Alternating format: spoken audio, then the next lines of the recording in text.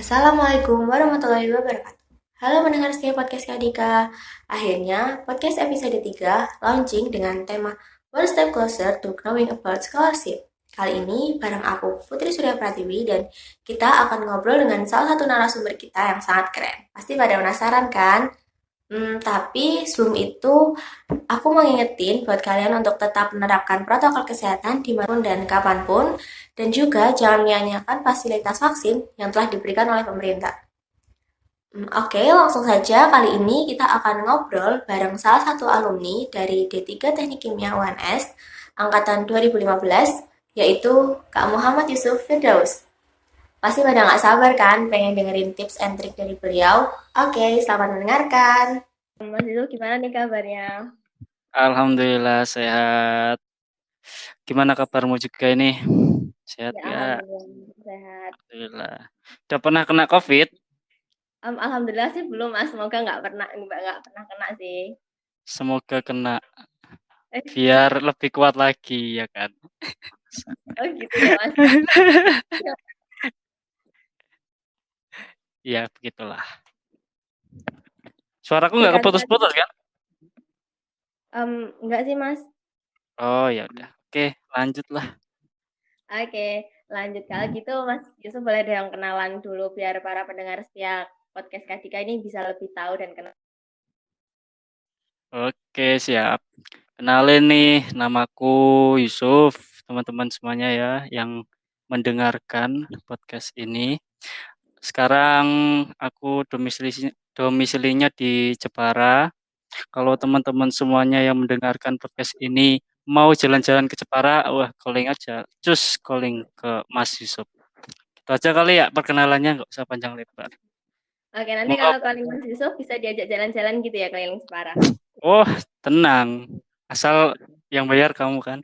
Ya, enggak lah kan. Kirain kamu yang bayar. Kan Mas Yusuf yang udah kerja gitu kan, akan masih Oh, baru. oh iya, iya. Bisa diatur lah itu, bisa diatur. Oke, Mas, nanti habis ini ke SD Jepara. Yo, ke semuanya ke Jepara, calling ya kan. Tapi Akunya pergi. kalau ya akunya yang pergi, aku nggak bisa, aku lagi kerja gitu. Padahal Ya, di rumah. di PHP Kan, dong sama Masnya. eh, ya begitulah. Cowok itu suka PHP ya, jadi Iya, hati-hati. jadi Ya, curhat. aduh, jadi jujur ya kan. Berat ini. Mas Yusuf sibuknya apa aja selain kerja? Ya, kalau sekarang sibuknya selain kerja sambil kuliah sih. Di sampingannya kerjaannya itu kuliah. Kayak banget ya. Mm-mm. Di Iya. ya kuliahnya sih udah mau selesai, tinggal skripsi sama penelitian. Penelitian juga udah selesai, tinggal bikin laporan. Tuk tuk tuk tuk. Insya Allah tahun depan selesai. Doakan ya. Amin, semoga segera wisuda ya Mas. Amin amin amin amin. BTW mbak-mbaknya nggak mau kenalan juga nih. Aku kan belum kenal. Iya. Oh iya gitu ya. Oke, kenalin Iya. aku Iya. Putri Surya Oh, Mbak Pratiwi Putri. Angkatan sebagai berapa Mbak Putri? aku angkatan 2020 Mas. Oh, angkatan 2020. Hitungannya jauh ya. Aku angkatan 2015. Oke, oke. Iya, masih dedek-dedek emes ya kan. Enggak gemes sih. Oh, enggak gemes ya. Oke, oke. Siap, siap. Mas, dengar-dengar kan Mas Yusuf itu pernah dapat beasiswa ya? Apa S1-nya Mas Yusuf ini juga beasiswa atau gimana ya Mas? Kalau dulu di D3 pernah sih dapat beasiswa. Jujur ya, di D3 itu enggak kayak S1. Jadi beasiswanya itu agak susah dicari kayak gitu. Dulu nyari-nyari mungkin ya belum karena apa? Mungkin karena belum punya link atau emang nggak ada gitu. Kalau dulu itu cuman ngandelin dari universitas itu kayak PPA itu prestasi peningkatan akademik. Nggak tahu sekarang masih ada atau enggak di UNS. Terus dulu itu juga pernah dapat beasiswa dari BKKM TKI Activist Award. Itu kayak semacam kita bikin IC, terus mereka nentuin juara, terus dapat uang. Ya kayak beasiswa, tapi kayak lomba gitu. Ya kayak gitu sih. Terus beasiswa apa lagi ya? Sebenarnya lebih banyak ikut lomba-lomba karena beasiswa itu terbatas ya di D3. Jadinya aku di lomba-lomba. Nah, ketika lomba itu kita menang, misal katakanlah juara 1, 2, 3 senasional gitu ya kan. Itu bisa kita klaim di universitas. Nah, universitas nanti ada semacam apa sih namanya? Patokan mereka sendiri gitu loh. Ketika ada yang juara 1 nasional, nanti orang ini atau mahasiswa ini akan mendapatkan hadiah dari universitas sebesar berapa juta kayak gitu. Itu sih sering sih saya dulu ngeklaim beasiswa dari UNS lewat cara kayak gitu. Kalau di universitas sekarang jujur apa ya karena mungkin sibuk di pekerjaan jadinya enggak pernah daftar-daftar beasiswa sih untuk untuk S1 kali ini. Ya lebih banyak biaya sendiri, biaya pribadi kayak gitu sih. Tapi kalau lomba-lomba sampai sekarang masih jalan, Mas. Kalau lomba-lomba ya tahu sendiri ya namanya kerja, waktunya teman orang-orang kerja, jadinya kita itu nggak ada partner untuk apa ya namanya untuk ke sana gitu loh, ke arah ikut lomba lagi, ikut ini itu susah gitu loh untuk cari partner itu. Tapi kalau semisal diusahakan, oh aku sangat suka sekali ikut-ikut lomba karena apa ya kebanggaan tersendiri gitu loh, ikut lomba terus menang gitu. Mungkin karena emang keterbatasan waktu sih, karena kalau kerja kan setiap hari ya shift, misalnya Pak saya itu shift, jadi waktunya nggak selalu Sabtu Minggu libur, jadinya agak susah menentukan apa ya waktu untuk ikut lomba di hari ini misal kayak gitu. Itu problem tersendiri lah. Hmm. Tapi berarti Masnya tapi sekarang rada terbatas gitu ya buat ikut-ikut lomba kayak gitu. Nah, Betul, terus betul, yang betul. dari Masnya tuh gimana sih caranya biar nyari gitu, biar sampai dapat beasiswa yang cocok buat Masnya atau buat kita tips-tipsnya gitu. Kalau nyari yang cocok atau enggak, sebenarnya itu bukan masalah cocok atau enggak ya, Dek ya. Tapi apa yang ada aja gitu. Karena emang Hmm. untuk teman-teman D3. Tapi ini eh jangan khawatir, sekarang teman-teman BKKM TKI, tahu BKKM TKI kan ya? Badan Koordinasi Kegiatan Mahasiswa Teknik Kimia Indonesia, atau yang apa ya, yang mewadahi teman-teman teknik kimia khususnya mahasiswa S1 D3 itu sering banget sharing-sharing atau nge-share tentang informasi beasiswa. Tapi Hmm. ya memang nggak banyak ya untuk beasiswa D3 ya. Tapi ini ada sih beberapa yang sempat aku kumpulin yang tidak bisa kita apa ya istilahnya bahasa Jawanya itu dicagerke karena emang apa dicagerke itu bahasa Indonesianya apa ya?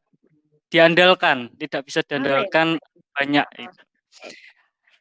Diharapkan tidak terlalu bisa diharapkan ya. Karena memang D3 itu sangat terbatas sekali untuk kayak info-info beasiswa kayak gitu. Kebanyakan memang dari S1.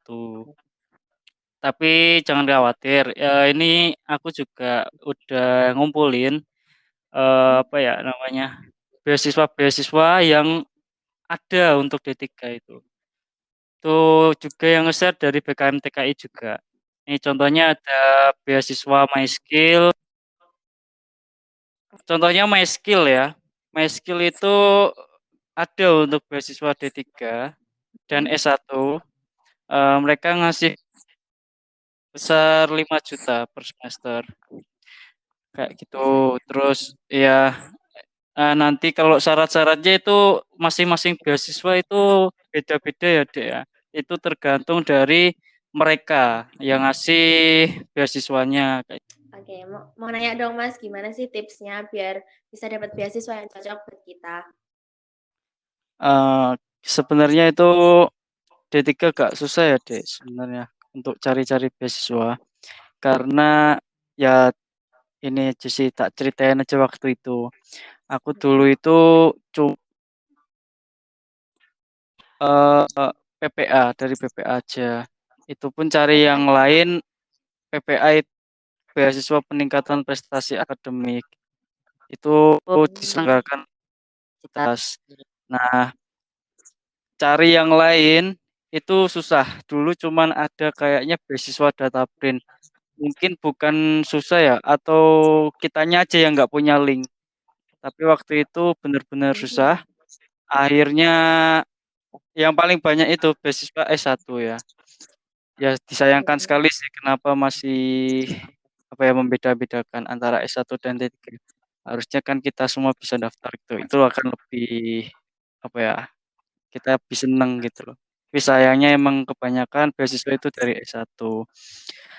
Jadi waktu itu karena aku pikir atau emang nemunya itu cuman beasiswa yang apa ya kayak yang data print itu doang terus kayak beasiswa yang lain susah lah pokoknya cari beasiswa akhirnya aku beralih ke ikut-ikut lomba gitu jadi kayak ikut lomba kayak pemilihan mahasiswa berprestasi terus kayak lomba-lomba yang tingkat universitas tingkat nasional itu aku sering-sering coba-coba emang awalnya ya pernah gagal namanya pertama kali pasti kan kita bingung ya gimana ya mau ngangkat tema apa nih kayak gitu-gitu.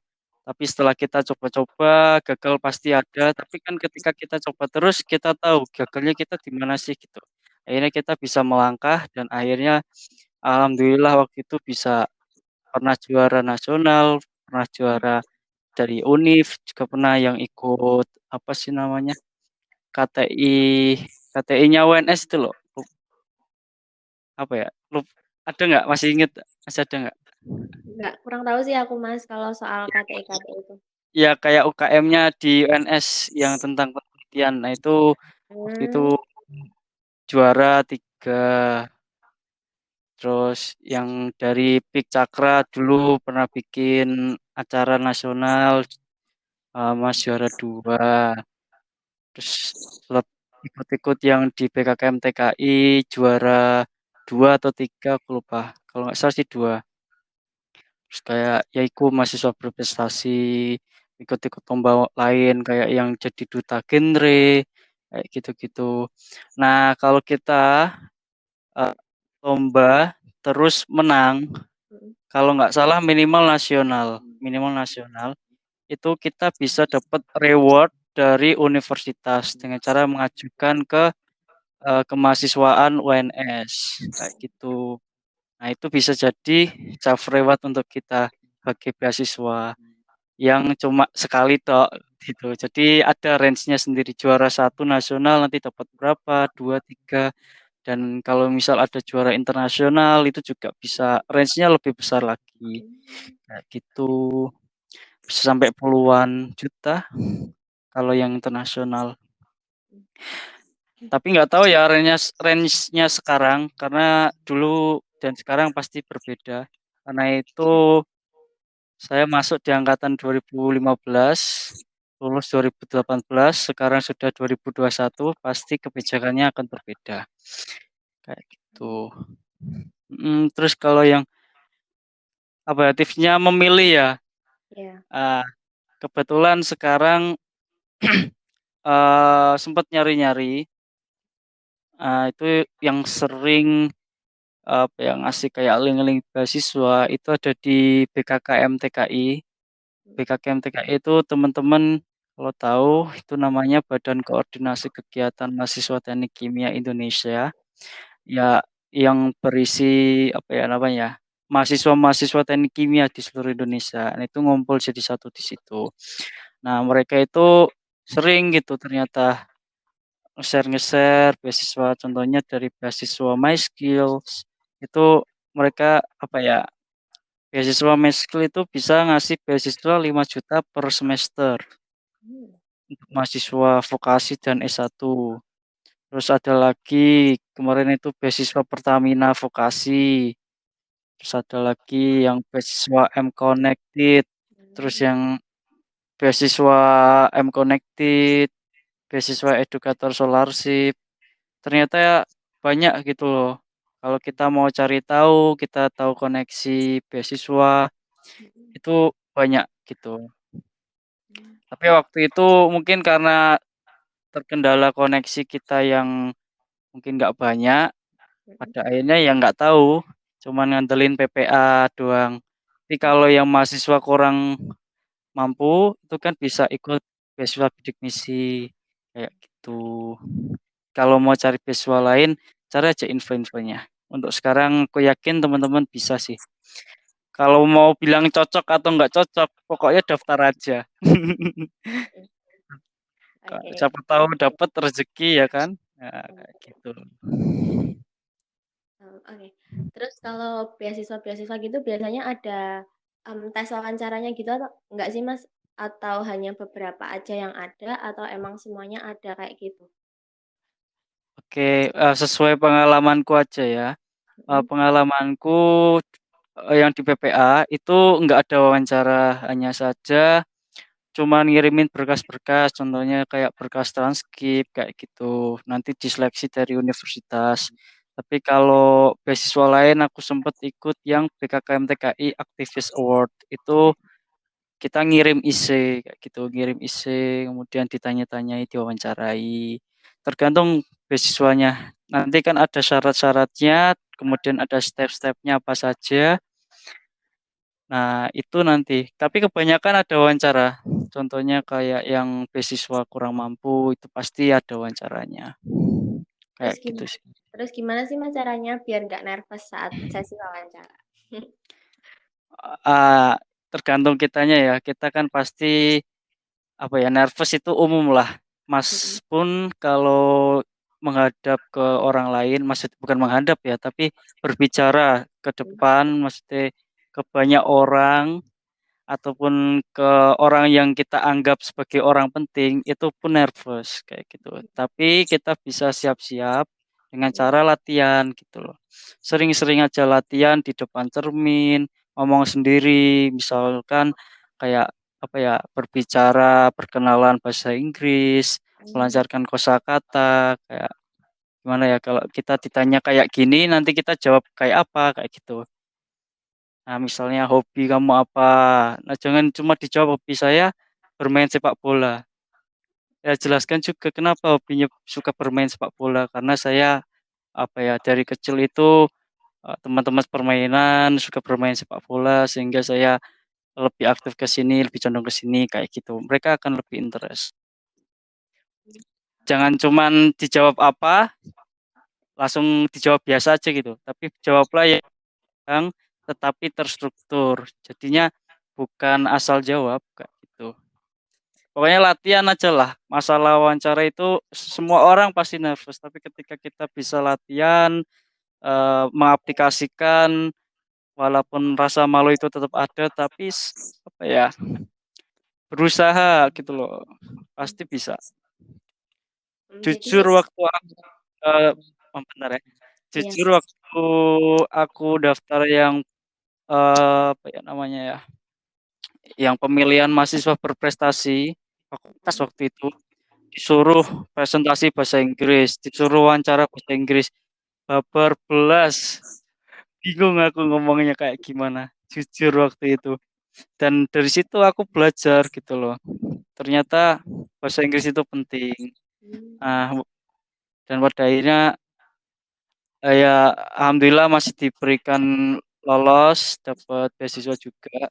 Tapi dari situ aku belajar lagi bagaimana caranya berkembang, berbicara bahasa Inggris depan orang, oke, gimana nggak nervous dan lain. Makanya aku ikut lomba-lomba lain kayak yang duta genre. Duta genre itu full kita bicara tentang apa ya, misal kayak gaya hidup apa sih remaja saat ini, terus kayak bahaya seks bebas, bahaya narkoba, kayak gitu-gitu itu di duta genre itu kita disuruh presentasi, kita disuruh sosialisasi. Nah, pada akhirnya kita bisa berbicara di depan orang banyak dengan cara memaksa diri kita sendiri kayak gitu. Berarti kalau misalkan ditanya-tanya gitu, jangan langsung to the point jawabannya Mas ya, tapi ya nggak belibet juga gitu ya. Betul. Jadi ditanya kita apa ya, enggak misalnya ditanya A jawab B enggak gitu toh, tapi melebar tapi masih pada substansinya gitu loh. Ya enggak terlalu banyak juga tapi enggak terlalu dikit. Oke. Itu sih. Terus selain mempersiapkan mental dan tekad tuh ya Mas ya, apa aja sih yang perlu dipersiapkan untuk mendapatkan beasiswa itu sendiri? Persiapan lain ya contohnya ya. Persiapan lain berdoa, minta restu sama orang tua, ya kayak gitu. Terus apalagi? Ya pokoknya yang paling penting itu yakin pasti dapat dan persiapan harus matang kayak tadi kita sering belajar untuk berbicara ke depan orang kayak gitu. Yakin aja.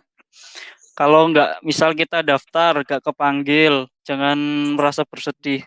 Mungkin itu belum rezeki kita, masih rezekinya orang lain. Tapi ketika kita berusaha terus-terusan, Allah itu nggak tidur loh. Karena Allah itu melihat hambanya berusaha ikhtiar kayak gitu-gitu. Nah, akhirnya pastilah nyantol lah satu dua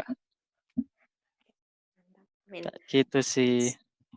Terus kalau misalkan nih Mas ya, kita lolos dan dapat beasiswanya, amin. Terus Mm-mm. naudzubillah kita tuh nggak lulus kuliah sesuai target yang telah ditentukan. Nah, itu gimana ya Mas? Apakah kita harus mengembalikan seluruh beasiswa yang kita dapat atau gimana? Oke. Eh, Hal tersebut sebenarnya tergantung perjanjian dari tim yang pemberi beasiswa. Memang ada yang kayak semisal nanti kayak misal bidik misi ya, bidik misi itu memberikan beasiswa setiap semester nanti dipantau IPK-nya. Ketika IPK-nya turun dari range yang ditentukan, nanti mahasiswa itu akan dipanggil. Kenapa kok bisa turun, bla bla bla. Tapi ketika nanti semester depannya bisa up lagi, beasiswanya tidak akan dicabut. Nah, tapi ketika ternyata tambah down, down terus, nah itu bisa dipertanyakan kenapa dengan si mahasiswa ini kayak gitu. Nanti akan menjadi keputusan dari tim pemberi beasiswa apakah mau ke dikat ataukah bagaimana. Tapi belum pernah lihat sih untuk memberikan beasiswa kemudian disuruh mengembalikan semuanya ketika nggak lulus itu aku belum pernah menemukan hal seperti itu. Kebanyakan mereka akan mengkat di tengah jalan ketika tidak sesuai dengan ekspektasi pemberi beasiswa. Kayak gitu. Contohnya yang kayak bilangnya tidak mampu, ternyata orangnya mampu. Ketahuan dikat kayak gitu. Atau enggak yang IPK-nya tadi dikasih beasiswa untuk meningkatkan prestasi, ternyata tidak sesuai target kayak gitu. Oke, berarti bukan kita ngembalikan, cuman dihentikan gitu aja ya Mas Iya, beasiswanya. dihentikan beasiswanya. Kalau yang khusus dapat per semester ya. Tapi kalau Mm-mm. yang kayak beasiswa dapatnya sekali, Mm-mm. semisal satu semester itu dikasih beasiswa, maka Mm-mm. itu gak akan ada tanggung jawab untuk kita kayak dipantau prestasinya ke depan gimana itu enggak. Kayak yang PPA itu kan sekali kayak gitu, sekali satu semester itu. Oke, oke. Terus untuk keuntungannya sendiri, mendapatkan beasiswa itu apa aja sih Mas keuntungannya? Keuntungan dapat beasiswa. Mm-mm. Kalau semisal kita ternyata enggak maksudnya beasiswa untuk prestasi, kita Mm-mm. dapat uang jajan lebih. Itu satu buat tabungan atau buat nanti masa yang akan datang atau planning-planning kita 5 tahun ke depan seperti apa atau enggak ketika lulus mau dibuat apa uangnya. Nah, itu bisa buat celengan itu. Yang kedua, ketika kita mendapatkan beasiswa, kita itu ketika lulus kuliah itu akan menjadi nilai positif untuk di CV kita, untuk bergaining point kita ke ke orang-orang recruiter kita kayak gitu. Mereka akan memandang, oh anak ini ternyata bisa mendapatkan beasiswa prestasi gitu. Artinya mereka bukan orang yang sembarangan gitu loh. Mereka adalah orang-orang yang benar-benar rajin sekolahnya, ibaratnya nggak cuman kuliah pulang atau kupu-kupu ya kan, kayak gitu. Terus yang benefit yang ketiga, pasti ketika kita dapat beasiswa, harusnya ya kita itu tambah semangat gitu loh kuliahnya. Karena kita dapat beasiswa nih, kita harus bisa membuktikan lagi kepada orang yang memberikan beasiswa bahwa kita itu orang yang tepat gitu loh, orang yang tepat mendapatkan beasiswa ini. Ada kayak contohnya beasiswa S1, kayak beasiswa apa sih? Beasiswa atau beasiswa beasiswa yang lain yang kayak metodenya mengabdi ke masyarakat. Itu kayak gitu. Kita bisa bersosialisasi keluar kayak gitu. Ada program-programnya gitu loh. Heeh. Ya semoga teman-teman yang D3 terutama jangan patah semangat. Oke, berakhir sudah obrolan kita dengan Mas Yusuf. Semoga dapat memberikan manfaat untuk kita semua. Terima kasih untuk para pendengar setia podcast Kadika yang sudah meluangkan waktu untuk mendengarkan podcast ini hingga akhir. Semangat kuliahnya, sampai jumpa dan wassalamualaikum warahmatullahi wabarakatuh.